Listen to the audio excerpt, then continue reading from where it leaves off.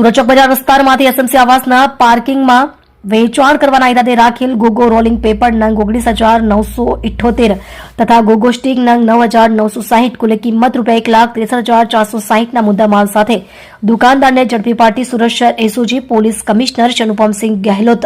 સુરત શહેરનાઓ દ્વારા નશામુક્ત ગુજરાત તથા નો ડ્રગ્સ ઇન સુરત સિટી અભિયાન અંતર્ગત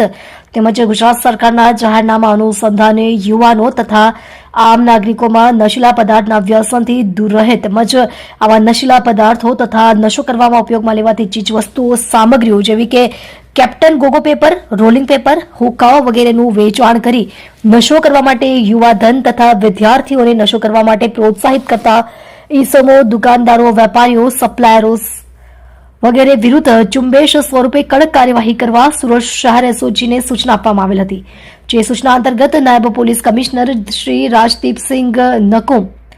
તથા SOG police inspector Shri AS Sonara નાઓએ સુરત શહેરમાં અલગ અલગ વિસ્તારોમાં સર્ચ ઓપરેશન હાથ ધરવા એસઓજી અધિકારી માણસોને સૂચના આપવામાં આવેલ ઉપરોક્ત સૂચના અંતર્ગત એસઓજીના પીએસઆઈ એમડી હળિયા સાહેબ તથા તેમની ટીમના માણસો દ્વારા સુરત શહેરના ચોક બજાર વિસ્તારમાં વોચમાં હતા દરમિયાન એસઓજીના એએસઆઈ ઇમ્તિયાઝ ફકરુ મોહમ્મદ તથા હેડ કોન્સ્ટેબલ જક્ષીભાઈ શાંતિભાઈ નાઓને મળેલ બાતમી હકીકતના આધારે સુરત શહેર ફુલવાડી ભરીમાતા રોડ સુમન મંગલ એસએમસી આવાસ વિભાગ સીના પાર્કિંગમાં રેડ કરી અલગ અલગ બ્રાન્ડની ગોગો રોલિંગ પેપર નંગ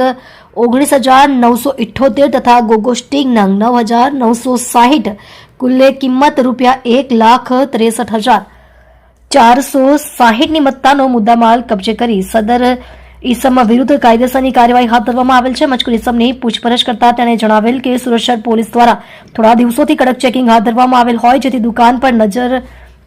દુકાન પર રાખવાની જગ્યા હું એસએમસી આવાસના પાર્કિંગમાંથી પોતે છૂટક વેચાણ કરતો હોવાની હકીકત જણાવેલ જેથી સદર હું ઈસમ વિરુદ્ધ ચોક બજાર પોલીસ સ્ટેશન ખાતે ભારતીય ન્યાય સંહિતા એક્ટ 2023 બીએનએસની કલમ 223 મુજબનો ગુનો દાખલ કરી આગળની કાર્યવાહી હાથ ધરવામાં આવેલ છે.